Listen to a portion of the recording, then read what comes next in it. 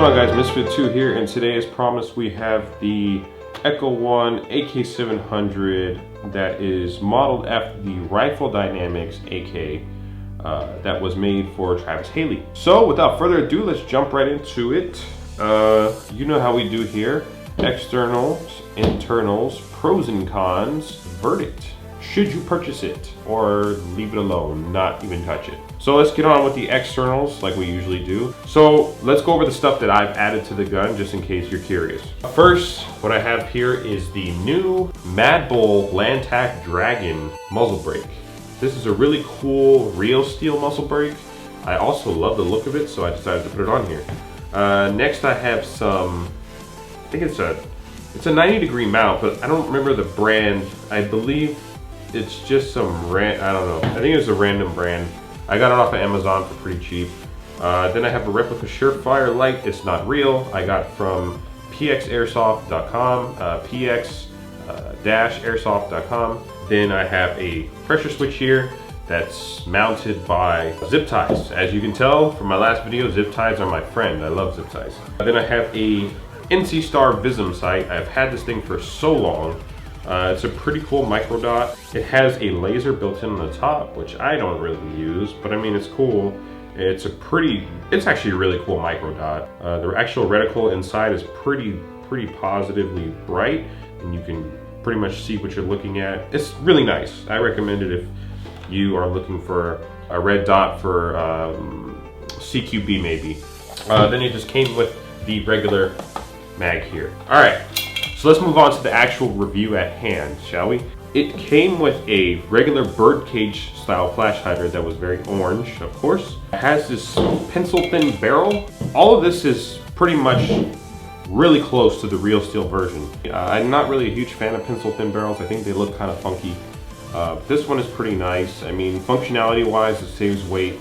In airsoft, you seriously don't need a heavy barrel, except for mimicking or, you know, trying to mimic the real steel shit in terms of like precision weapons or like heavy weapons and shit like that. It has this gas tube. This is one of the big differences between this and a regular 7.4. This gas tube is kind of vertical. It goes horizontal and then straight up vertical.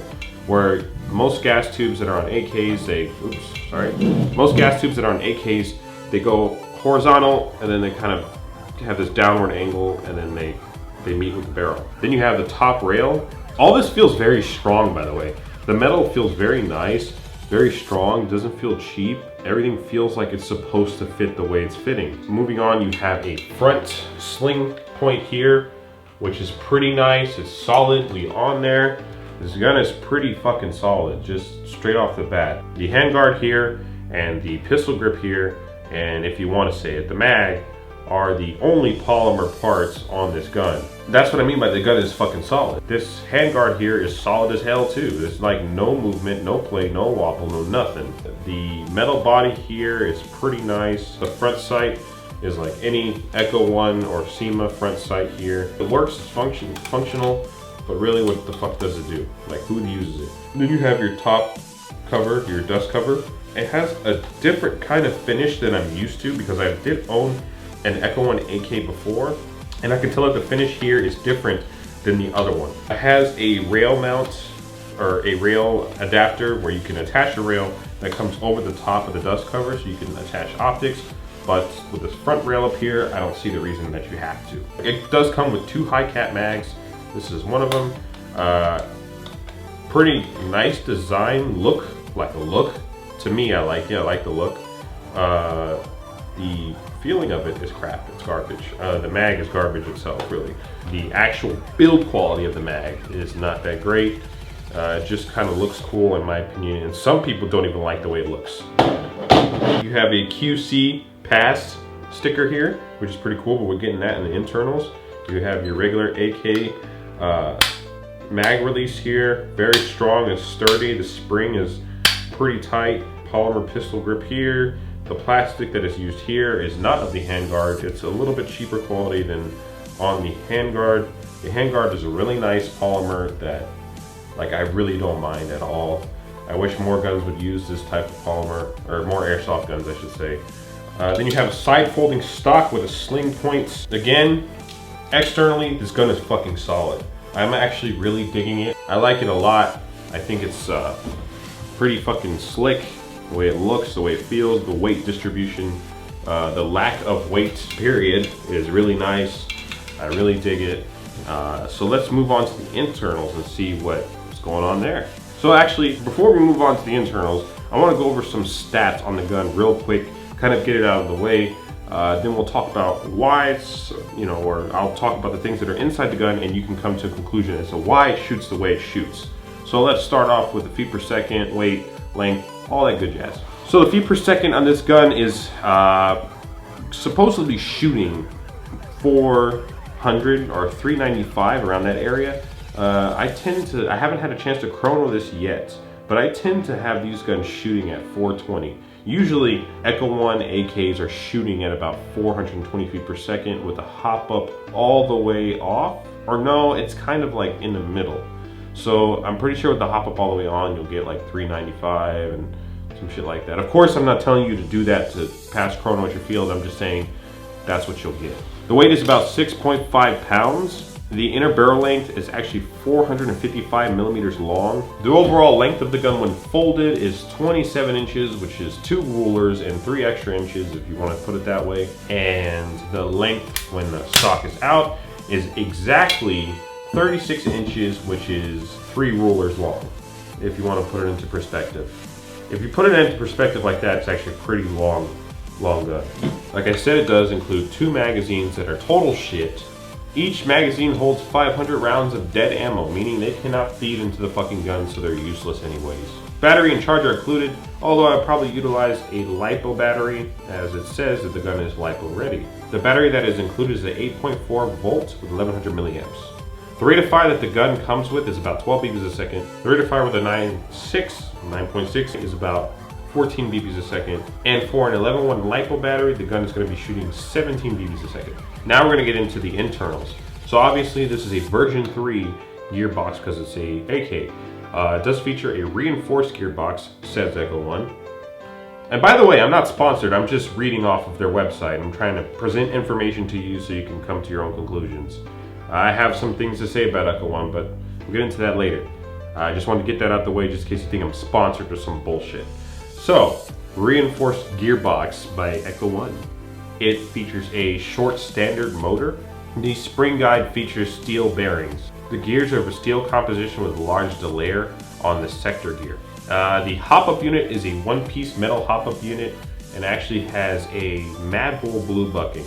The gun has a nylon piston with a ported head, and the gun originally comes with an M110 spring, which I'm not sure if that's new or if that's that could explain why the gun is shooting 395. I think the other ones came with a 120, maybe not. Alright, let's move on to the community issues section. I forgot to mention that earlier in the review. I have the community issues section where I take things that people say about this gun in the community and put it on this video. So you don't have to keep going back and forth, see what the fuck you want to do, if you want to buy it or not. So let's get into it. I couldn't find much information on the gun on the internet in terms of forums, people saying, what the fuck, my gun's broken, somebody please help. So, I mean, that could be a good thing or a bad thing, I don't know. So with that said, I did look around and see people's reviews, and pretty much everybody said the same thing, but I'm gonna go ahead and read you certain reviews and the customers. This one comes from an Airsoft GI customer. Magazines are kind of fragile, not a con, but really unavoidable compromise you must make for good quality, which is weight. Like I said, not really a con, but just be aware of this. Shoots too hard, ugly orange tip, that's cons. 8.6 volt battery, stock has a slight wobble, mags are terrible. An Evite customer, I just recently received this gun and it's amazing, full metal but it's not too heavy. It's very solid and with no wobbles, comes with 2 high caps and a battery. This is a great deal, shoots hard and accurate. I highly recommend this gun to any beginner airsofter. This is another Evic customer. The Echo1 AK700 is one of the best airsoft AKs I have ever handled. It is extremely durable. I dropped mine 8 feet off the porch and it was fine. The battery space is good. I read a 10.8 stick in it with no extra room, but that is still a good amount of room. The rate of fire is pretty decent, nothing huge but above normal. The trigger response is also better than any other gun I have fired stock. Also, the flash header is removable. I put a suppressor on mine, no problem. I recommend this gun to anyone that is even considering buying it. I say this because the gun's already long as fuck. Alright, this is another e-bike customer. I got this AG a couple months ago. When I first picked it up, I noticed it felt smaller and lighter than my Marui AK, even though the Marui AK is polymer. The durability is great, the finish doesn't scrape and leave ugly marks. Overall, for $200, this is exactly what I wanted. I got it on sale, that's in parentheses. One little problem that I have to note though, is the mag well goes deep in the front, so if you push too hard, the mag won't fit. I've had that problem. I'm not exactly sure why they made it that way, but if you work with it, you completely forget about the problem. True. Here comes a Megastore, Airsoft Megastore reviewer. This is one of the best AKs on the market. I have used many different AKs and lots of different brands, but this is by far one of the best. But what Echo1 isn't the gun can take a beating to... Sorry man, comma could really help here. But this is by far one of the best, but what Echo1 isn't, this gun can take a beating to... Okay, dude. I dropped in 10 feet and it was fine except a little wobble in the stock, but I fixed that with a hammer and the rate of fire is amazing, and I'm using a 10.8 for now and get around 1800 reps per minute.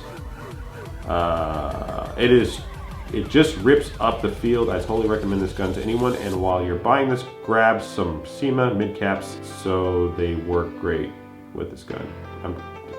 They work great with this gun, sorry. Anyways, I have some things to say about the stuff that these people said. I generally agree with most of the stuff that they said. The magwell, I have an issue with, as you can see here. Oh, that was smooth as hell. But if you push, if your angle is not correct, it's unforgiving. That's not a huge issue. Once you get used to it, it's not so bad. Personally and honestly, you can kind of get around that. The battery space, one of the gentlemen in there did mention there's no room left. The battery space is an issue, but that's just for AKs. The gun is very solid. I have to totally agree. One of the gentlemen in there said his gun's solid, no wobble, no nothing. I totally agree with that. So with that said, let's move on to the pros and cons section where I can actually lay down what I think is a pro, what I think is a con, and let's move on to the verdict after that. So, pros and cons. Pros, the gun's very, very fucking solid. The gun shoots pretty hard and accurately, actually. It shoots right up there at 400 if the chrono that they stated in the official product report is correct. Shoots right at 400, shoots very accurately. I really dig that. Has very, very decent range. I really dig the range. One of the gentlemen was talking about the finish, doesn't scratch. It's a different finish than the older Echo1 AKs, which I did notice. So that's a pretty good improvement, and I really like that. Move on to the cons. The cons would be the battery space. Another con would be slight wobble in the stock. There really isn't much to say in terms of cons. The plastic and the grip maybe, but that's just about it. If I had to give you a verdict on the gun, which I will give you now, it's a good gun. I would say wait till the gun goes on sale. Normally I think this is a mapped price, but it does drop. I got mine for $120 when it did drop. That was insane, an insane deal for what you get. I would recommend that you do that if you want to purchase it. So it is, yes, a buy. If you want a top-notch AK though, try E&L AKs. E&L AKs are by far the best external quality gun that you can get for an AK. So if that's what interests you, I would go with E&L. But if you want a budget gun that's fucking solid, get this bad boy right here. Alright, this has been Misfit 2. If you have any questions or anything, let me know in the comments below. Please rate, comment, favorite, and subscribe. The next video will be on the APS shotgun, the APS 870 shell ejecting shotgun. So stay tuned for that. And until then, I'll see you guys next time.